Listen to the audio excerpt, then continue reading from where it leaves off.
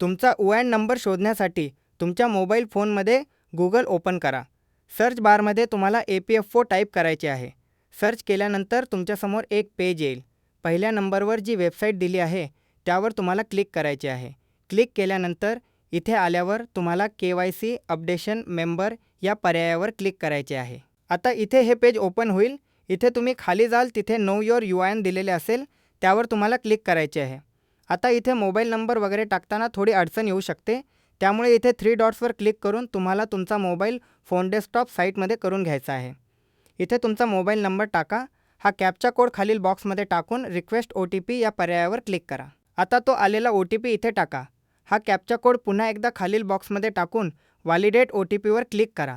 इथे OTP validation successful असा message येईल आणि त्यानंतर इथे ओके या पर्यायावर क्लिक करायचे आहे. आता इथे तुम्ही तुमचे नाव टाकाल, इथे तुमची जन्मतारीख टाकाल आणि इथे आधार नंबर टाकाल. हा कॅप्चा कोड खाली टाकून शो माय UN या पर्यायावर क्लिक करा. ज्यानंतर तुमचा UN नंबर काहीशा या प्रकारे स्क्रीनवर दिसेल. तो तुम्ही लिहून ठेवू शकता.